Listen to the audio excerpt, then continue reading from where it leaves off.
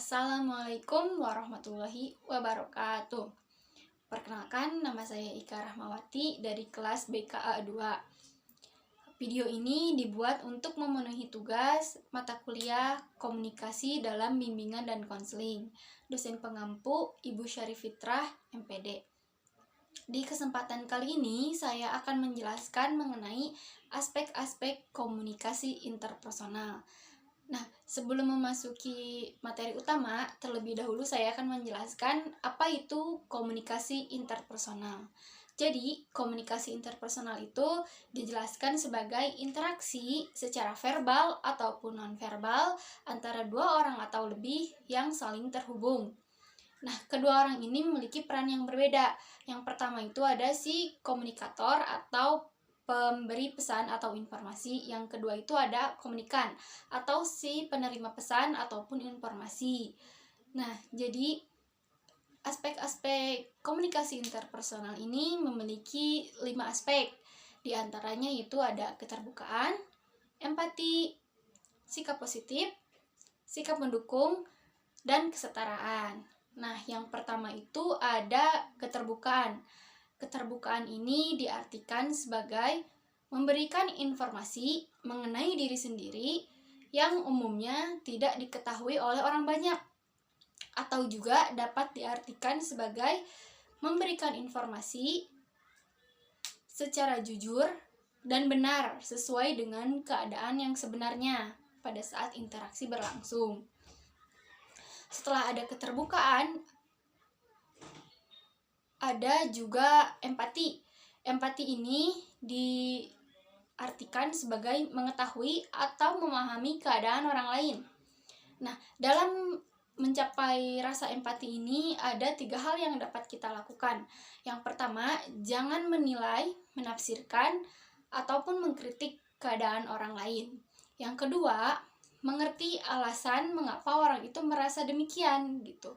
Yang ketiga itu ada mencoba merasakan atau mencoba memposisikan diri pada orang tersebut agar kita dapat merasakan apa yang orang tersebut rasakan.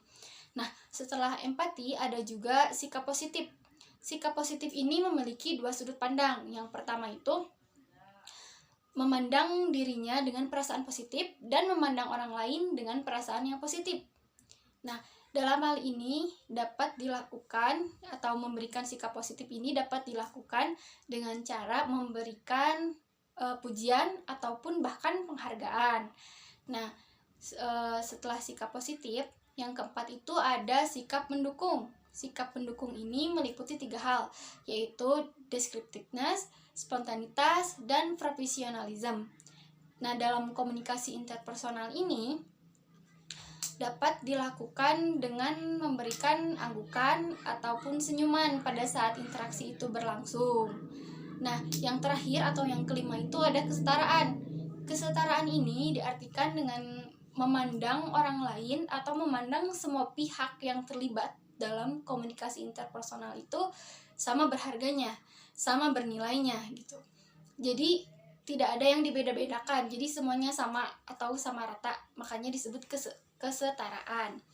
Nah, kesetaraan ini dilakukan agar terciptanya rasa nyaman dan rasa akrab ketika komunikasi interpersonal ataupun interaksi itu berlangsung. Nah, kelima aspek-aspek ini saling terhubung. Karena jika ada satu aspek yang tidak terpenuhi, maka komunikasi interpersonal pun tidak dapat berjalan dengan lancar. Nah, jadi dapat disimpulkan dari penjelasan saya yang telah saya sampaikan, yaitu bahwa komunikasi interpersonal ini adalah interaksi sosial yang dilakukan 2 orang atau lebih, di mana di dalamnya terdapat keterbukaan, rasa empati, rasa sikap positif, sikap saling mendukung, dan juga kesetaraan.